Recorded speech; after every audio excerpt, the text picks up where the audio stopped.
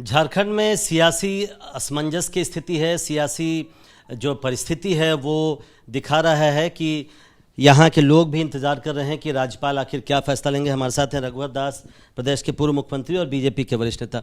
Sir, कल आपने tweet देखा होगा हेमंत सोरेन का, वो आप लोगों पर हमलावर हैं। वो कह रहे हैं, लातेहार भी गए थे, वो कह रहे हैं कि आप लोग किसी एजेंट के जरिए उनकी सरकार को अस्थिर करने की कोशिश कर रहे हैं, और लेकिन वो आदिवासी के बेटे हैं, नहीं झुकेंगे। देखिए, इस सरकार अपने काली करतूतों के कारण ही आज मुसीबत में पड़ी हुई है। माननीय मुख्यमंत्री जी स्वयं अपने पैर पर कुल्हाड़ी मारे हैं। बीजेपी ने नहीं कहा था, कोई एजेंसी ने नहीं कहा था कि मुख्यमंत्री जी आप मुख्यमंत्री बन गए, अपने नाम पर आप पत्थर लीज ले लो, अपनी पत्नी को भी पत्थर लीज दे दो, अपने प्रेस सलाहकार को भी पत्थर लीज दे दो, अपने विधायक प्रतिनिधि को भी पत्थर का लीज दे दो। ये राजतंत्र नहीं है, ये लोकतंत्र है। भगवान बिरसा मुंडा, सिद्धू कानू, तिलका मांझी इसी राजतंत्र के खिलाफ लोकतंत्र के लिए अपनी झारखंड की देश की संस्कृति को बचाने के लिए शहीद हुए। ये कलंकित करने का काम कर रहे हैं। आपकी वजह से ये पूरा मामला प्रकाश में आया। आपने मेमोरेंडम में दिया गवर्नर को। आपने गवर्नर से क्या मांगे की थी अपने मेमोरेंडम में? मैं फिर से रिविजिट करना चाह रहा हूँ।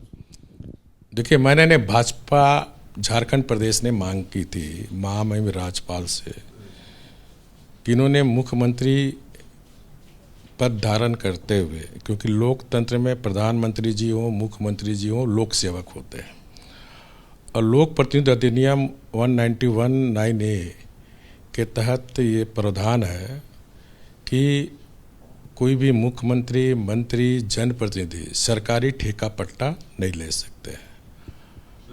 तो इन्हीं बातों का ध्यान हम लोग महामहिम राज्यपाल के लाएं कि इनका अविलंब इनको अयोग्य घोषित किया जाए।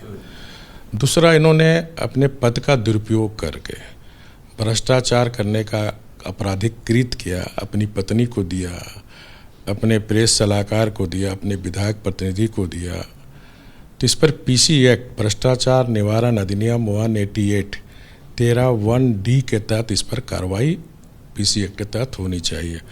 और उस एक्ट में प्रावधान है, अगर आरोपी दोषी सिद्ध हो जाए तो 4 से 6 साल तक चुनाव लड़ने से अयोग्य घोषित हो सकता है। मतलब आप लोगों ने दोनों आवेदन किया है, एक तो उनकी विधायकी जाए और दूसरा उनको चुनाव लड़ने से रोका जाए, पीसी एक्ट लागू हो। दोनों तो फिर अब जज निर्णय लेंगे, पीसी एक्ट लागू हो। ये तो चुनाव आयोग को निर्णय करना है, चूंकि राज्यपाल ने चुनाव आयोग को। तो जो खबरें आ रही है वो तो आ रही है कि केवल उनको डिस्क्वालीफाई किया जाएगा। क्या आपने इतने पुख्ता सबूत दिए हैं कि पीसी एक्ट वाला मामला भी उन पर लगता है? पूरा पुख्ता सबूत भारतीय जनता पार्टी ने दी है।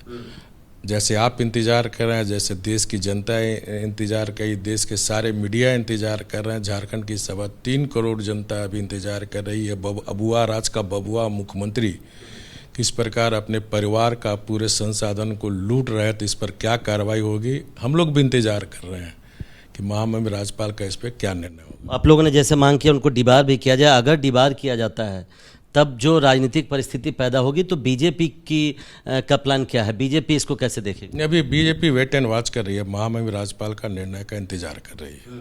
अगर सरकार डिबार होती है तो उसमें क्या आप लोग अपनी भूमिका निभाएंगे? क्या सरकार बनाने की कोशिश करेंगे? नहीं, ये सरकार बनाने बिगाड़ने का खेल नहीं है।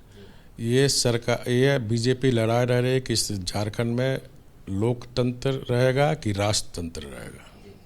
बहुत बहुत शुक्रिया। तो बीजेपी की तरफ से 2 मांगे की गई थी राज्यपाल से, जिसमें एक तो ये था कि हेमंत सोरेन की विधायकी खत्म हो, और दूसरा उन्हें चुनाव लड़ने से भी रोका जाए, क्योंकि दो तरह के बीजेपी की तरफ से कहा गया था कि उन्होंने 2 तरह की बातें की हैं। तो इस बीजेपी को इंतज़ार है, लेकिन साफ तौर पर बीजेपी कह रही है कि वो वेट एंड वॉच कर रही है कि राज्यपाल का फैसला क्या होता है।